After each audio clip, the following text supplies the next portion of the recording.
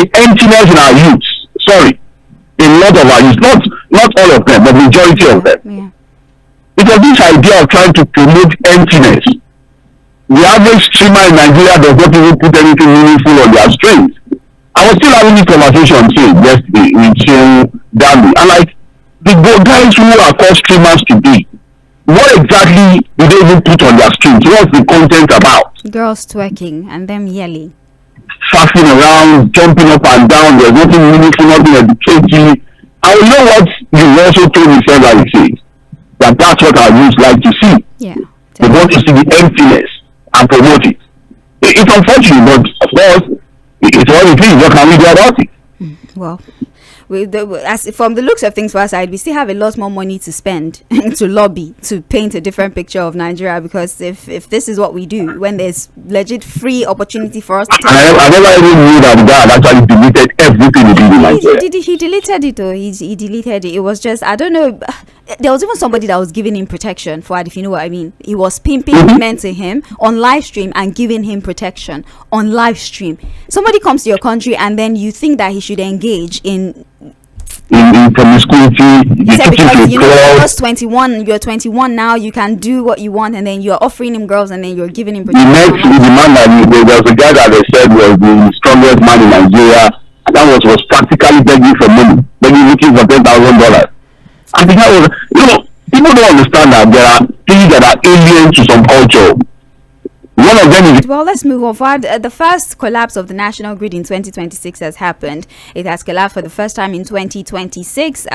Restoration, I believe, has begun, but as we started taking count, I think last year it was 12 times in 2025. It collapsed at least 12 times in 2025. I think the last one happened on Friday. This one happened on Friday. So the first collapse of 2026 has happened on Friday. Restoration has begun, I believe, because power was restored in certain parts of Lagos over. I like your optimism. I will do more than that. The first and the last time for 2026. I hope so. Time for 2026. I hope. Also, in the news was a recent interview. I had that soundbite, but for some reason I don't know why it's not playing. But it's. Which one is it? Yeah, very rude. If you have the transcript of what he said. I do have that. He said that food is cheap, that in fact people are complaining, well, maybe not complaining, but they're saying that food is even too cheap. Okay. There's too much of if I play, there's too much unnecessary things there, but he says that food is cheaper now. It's so cheap that people are even saying that food is too cheap as of right now. And of course, as you expected, Nigerians have reacted terribly. What market, first of all, are you buying this so-called too cheap food? Who are the Nigerians that are telling you that food is too cheap? What survey did you conduct to come to this particular conclusion? And some experts say that this is evidence of the extreme disconnects that happens between the social classes, where those up there have no idea what's happening to those below the social ladder. We talked about this too yesterday. I think it was on Friday, since you remember, the gap between the rich and the poor. So there's a complete disconnect. You can't even relate to some of these things. You don't understand what you say. It's almost alien to them. And the reality is that, look, the biggest culprits are the political class, the politicians who have access to free money. They practically, the money is too much, still available to them. So they live in a bubble, right? They live in a bubble, they don't understand some of these things, keep themselves off from the realities of the people. The only time they pretend to want to get close to poor Nigerians is during election. That's when you see them eating bully on the street. Corn and be babbing people's hair. That's the only time, because in reality they can't see it. They are fenced off to the realities of the people. They surround themselves with psychophants. And so they get to the point where they begin to think that, look, how these people are suffering, can't even see it. They can't see it. Because the gap is so widened that they cannot see, they don't even understand it. And it's even surprising that it is someone like Tʀᴇ that is making such a ridiculous, despicable, irritating, useless statement. This was a man that came from unionism, almost like an ordinary person, a part of the struggle for better Nigeria, for welfare of workers. You can now see that he has injected himself into the political class to the point where How will the things he says these days does not even make any sense? Fouad, pardon me for interrupting you, but many would argue that to an extent there's been maybe not so significant. So for those who say that, the question is where were we coming from before the government got into power? Where were we coming from before you say reduction? You took it up there. When you say reduction should be that it has dropped from where you met it. How do you tell me there's reduction in price of food when you met, for example, a bag of rice at around 35,000-40,000? You took it to almost 100,000. Now it's about 60,000-65,000, and you say there's a reduction. How does that even make sense? Before you talk about reduction, you've got to tell me where you met it. Where is it now? It's not for you to now begin to argue that there's a reduction in the price of food. Where you met it at 10 naira, you take it to 100 naira, it's now 70 naira, and you are saying that. In other times where details matter, where costs matter, where figures matter, they'll be judging you against how you met it, where you have it now. Why do people are talking about Donald Trump in the US about groceries and all that? Because they are basically judging it from where the price was and where it is now. So they tell me, oh, the price of bag of rice has gone down. In 2020, when the government came into power, what was the cost of the bag of rice? Look at the problem of rent, for example, in Lagos now, trade, and assume other places too in the country. Look at the cost of transportation. Look at yesterday, Mr. was he sharing with me what it costs an average student now to attend a federal university. He was giving me the example of Unilag, how much students now have to pay to attend the same Unilag. And the cost has made a complete mess of the Nelfund idea that they are pushing around. And then the senator will wake up because he's affect, he has access to free money, he's completely detached from the reality of the people, and he will say, oh, food is so cheap to the people that people ever complain that it is too cheap. That is even not the reality of Nigeria. That's why I say hearing now. See. Fouad, let me just play that, and then we can move on to other stories, especially within the political landscape.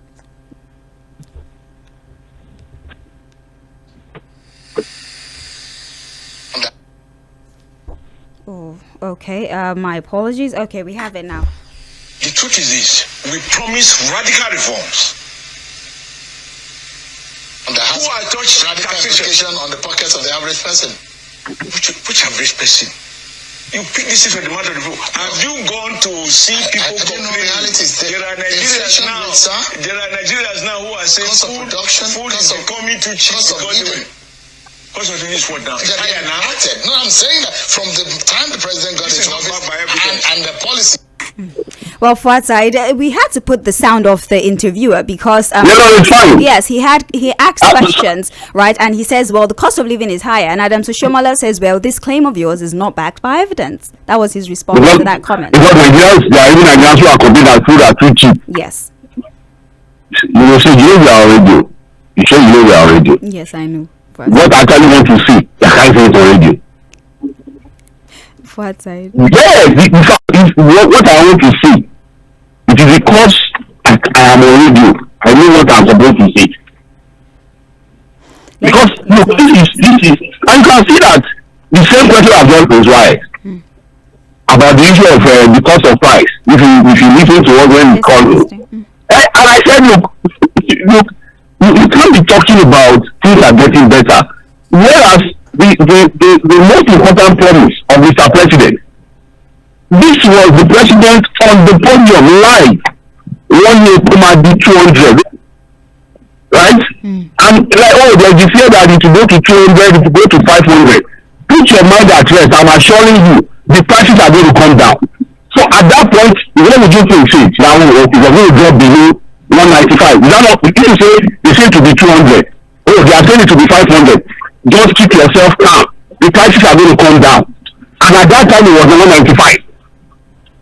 And then somebody will now tell me that things are getting better now that we are buying at over 700 naira, 800 naira per liter. And so we had that conversation with people who say, oh, you know, the guy was doing campaign. And I said, oh, so when the president was promising ᴛᴏᴜ, he didn't know that he was going to release subsidy and the price was going to go up. That means he was lying to Nigerians. How is that you know campaign as a journalist, I should know that the president was actually lying to Nigerians. And then you have the senator now that social Nigerians mocking our reality, telling us we are stupid. There are Nigerians today say who are even complaining that food is too cheap. When you order to ᴏᴜ so what Tʀᴇ recently when he was union leader, we know his story. Well, let's move on from that story so we can address other ones. We're still live on YouTube alone. We apologize once again. The Facebook stream is Fuad is playing analyst, and he joins virtually as we look at stories, especially the ones that trended over the course of the weekend. Well, Fuad, we also have in the reports here, Oyo PDP to police prosecute Ajimobi's wife over war threats. Now, this is a compound story.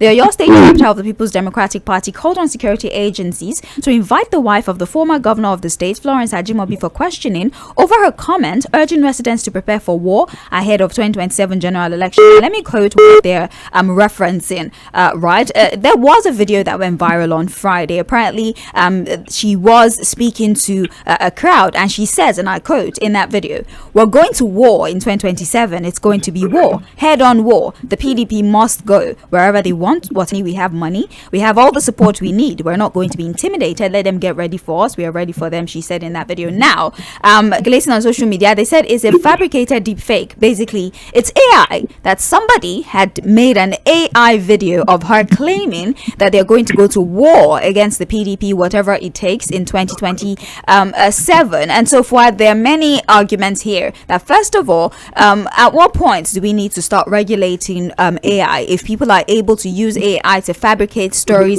and cause unrest in the nation? And also the fact that the Oyo PDP, for example, have already started to ask that security operatives invite her. They are asking for prosecution already, which is evidence of the sort of confusion that videos like this one can cause, especially since she's claiming it's a deep fake. Well, the reality is we're going to have to deal with a lot of these things. We'll probably also have to deal with people who say things and claim, "No, I was not the one." Unless there are enough facts to say, "Look, you said these things, we have a recording it. This is not AI." But now that she has debunked it, she has denied ever saying anything like that. I've been waiting to see whether there are interviewers maybe or media platforms to say, "No, I conducted the interview. These are the videos. It's not fair." And I've not seen anybody come out to say, No. She actually said it. We have the recording, so it's there. But the reality is that, look, there are people who are actually concerned about how the elections will be conducted in 2027. There are people who have called me, have had conversations with me, and are saying that, look, they really don't know why Nigerians are so excited about the coming elections, when there have not been any real commitment to electoral reforms to correct the mistakes of 2023 properly. But beyond the promises, what other things have we done in practical terms to ensure that our elections are fully fair and credible? You understand what I'm saying? We have not been able to do any tangible thing. Now, for example, in calling for the full implementation of the Justice Mohammed direction. The opposition are unintended and more committed to how they are going to put themselves together to within this same flawed electoral system win the election in 2027. They are better positioned to win because whether you like it or not, it will happen massively. So it's unfortunate that we found ourselves, but let's see what the election. I'm also telling myself the truth about the situation of our electoral system. Well, that's that about that. So the call for we need to be careful, even as journalists, to verify videos, to verify voice messages that are flying around, because there are people who can manipulate these things. Well, Fuad, let's talk politics now, especially in Kano State. January 23rd is now World Day of Betrayal, according to Rabiu Kakwanso. Well, because the governor, Abba Yusuf, defected. Well, resigned. Resigned for. Abba Yusuf had resigned, right, from the NNPP, and the leader of the party, Rabiu Kakwanso, says, well, January 23rd, which was the day he defected, is now the World's Day of Betrayal. Apparently, we even have other state assembly members that might be going along with the governor when he eventually defects, whatever party he he defects to. Fuad side, because of the complexity of politics and the very strong influence of Kano State, whether we like it or not, Kano they are a significant part of the voting bloc. Many are saying that, okay, so what exactly is going to be the weeks ago where you said there might be a possibility that this is even a John the Baptist offer? I don't know whether to still maintain that position that this might just be a situation of go ahead of me. I'm still trying to see whether they have anything tangible to offer me. Because again, this is a relationship that has been long in existence even before Kwankwanso became a major political figure in Kano State. While he was a civil strong, this relationship has been. He's always been around me.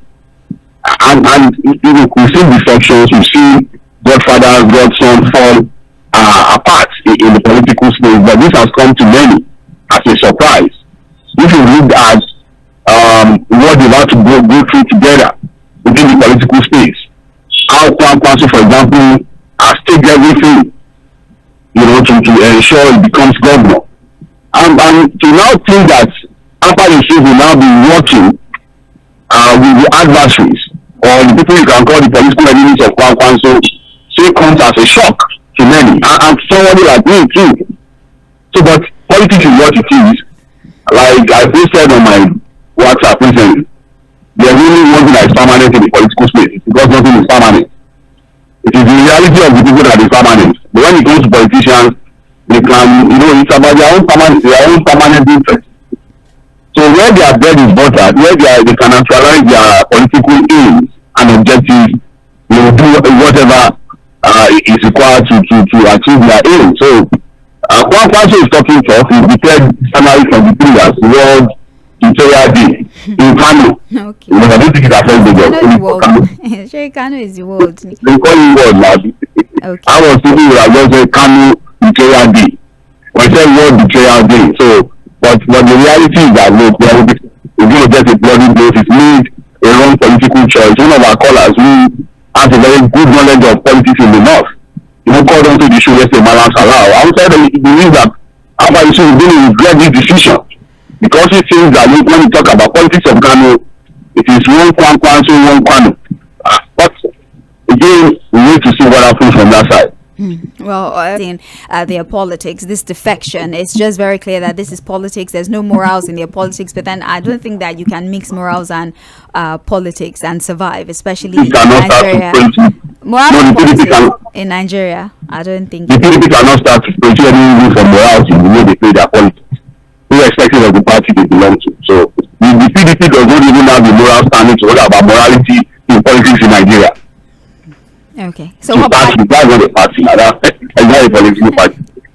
Let's move on. Let's move on for our side. Discos read Adelabu that prepaid meters must be free for all categories of customers. Operators who spoke with correspondent anonymously due to the sensitivity of the matter said the minister only made a political statement without considering the input of other stakeholders collecting any form of payment for meters, warning that disco officials and installers found extorting customers will be prosecuted. Adelabu issued the warning during an on-site inspection of the newly imported smart meters at the APM terminals, Apapa, Lagos. Well, Fuad has spoke and has pled anonymity and said, well, first of all, the Minister of Power has made a very reckless political statement that it is not even logical. If you say that installation should be free, the provision logistic, there's the installation process, there's probably extra materials that you need to buy for installation. The whole process would cost money. So when you say that Disco's initiative or this new banning of collecting money for into 10 years, and at the end of the day, it's going to leave their balance sheet extremely toxic, and it was not a well thought out plan at all. Instead, they should have met with stakeholders. Let's talk about the two parts: the government or the Minister of Power via the government saying that installation and distribution of meters should be free, and Disco saying that this is ridiculous. Who then will pay the installers because they're asking us for money, and then you're leaving us to bear the brunt of this financial. And you see us probing into those statements, asking critical questions, the why and how. Or some of the statements they make, even saying they just want to be unnecessarily critical. When the minister was making that statement, meters. Again, these prepaid meters, if you look at the story very well, have been funded by the World Bank. Yes. is this a World Bank funded project? So it means that at some point somebody will still have to repay for these monies. You understand? Because you see people go to town like that. Say, you prepared meter free. Again, when there's really nothing to celebrate, you just want to jump on everything and anything.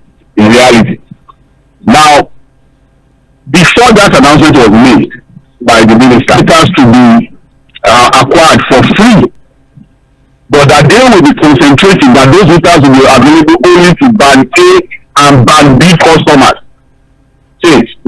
That it will only be available, those free prepaid meters will only be available. I'm talking about I have evidence for it. Because the electric that's available for free, but only for band A and band B customers. Now the minister is going to tell to pay all customers. It's free. Don't pay anybody, it is for free. And I'm like, okay, where does this put the initial statement that I'm saying from those electric officials who posted that was only for band A and band B customers? And now from the point, even though they don't name the source of it, made the headline, but in reality it's going to be difficult. Because you say, don't pay anybody shishi. He said it straight, don't pay anybody anything. So what it means is that from getting the meter to installing it, you are not going to pay a trouble. So who bears the cost? The discourse is going through. You don't know what to say. Because even when you even pay for the prepaid meter, you see people come and buy cable situations where statements are made just to excite Nigerians unnecessarily. That was why I still went back to Amadiwale Elo. Look at it now. Has it come down now? Somebody said it was not a political statement. So you make political statements without understanding the realities of the situation. That is like lying to Nigerians now. Even the meters that have been brought in, how many meters did they bring in? See it. How many customers need prepaid meters? I don't know who need prepaid meters. He's claiming 5 million, that there's enough for 5. So even if you are looking at 5 million, are we saying people? Of course, this course is saying there's no plan for cost recovery. You can't just say it's free. If the minister said, well, you pay for everything. Is that not subsidy in a form? Seen as there's no electricity subsidy. Is that not subsidy in a form? Can this government pay for additional subsidy on the pay meters when they can't even pay trillion that they are even struggling to pay? So they will cure extra cost by saying people. Understand why ministers do that? Where they so all meant to stakeholders before coming to issue that statement. Or when you just saw the prepaid meters at the port, you got excited and started talking without thinking it through.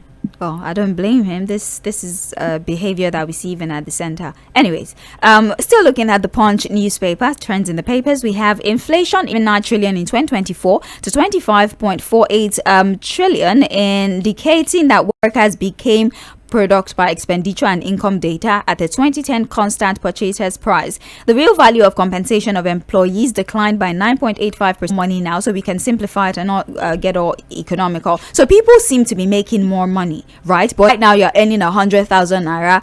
Based on inflation figures and macroeconomic trends, you're probably poorer, because the things that 50,000 could buy you a few years ago, say some 5 years ago, 100,000 can't buy that for you. So you might seem to be earning more right now. But it's not you that is your analysis. We're going to analyze all this already now. See, it's just what it is, and that's why it's completely loose. You see, we can tolerate everything, we can accept everything, mock our pain, mock our realities. Like I told you, I'm restraining myself because they are on radio. People are going through hell. People are doing unimaginable things now. See, the begging culture, for the begging culture everywhere. Look, thank God for you talk about the begging culture. What can we do really? Crime. Look, criminals do when you collect salary. Of course. In fact, they keep tabs on the date of that you are German alone, and you buy 5,000, buy 2,000, only 1,000. Not really declared.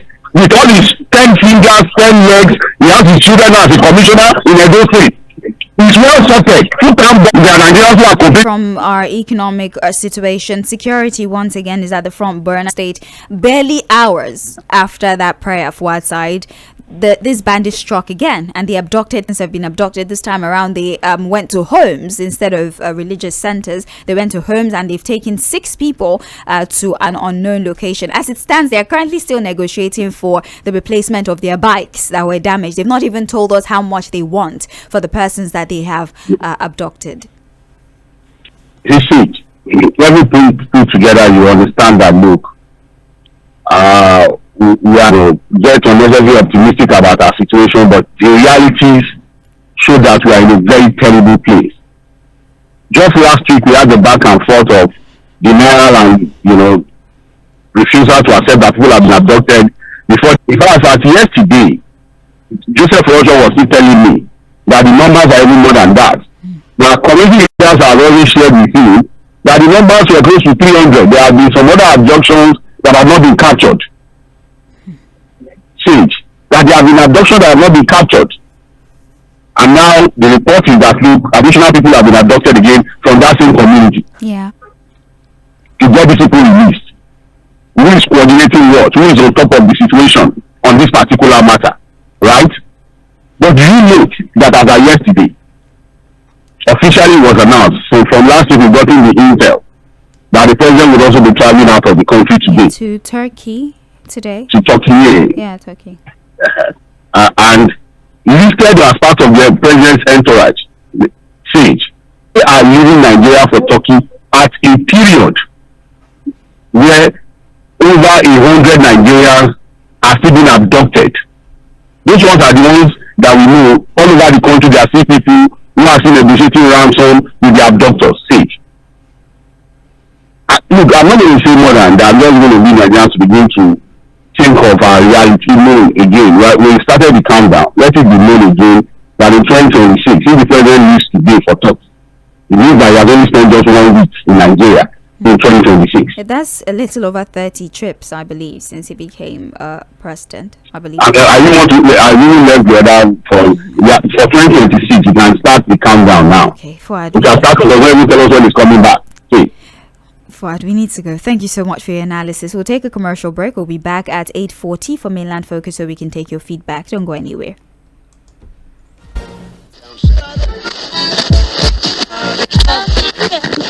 The sound of Lagos.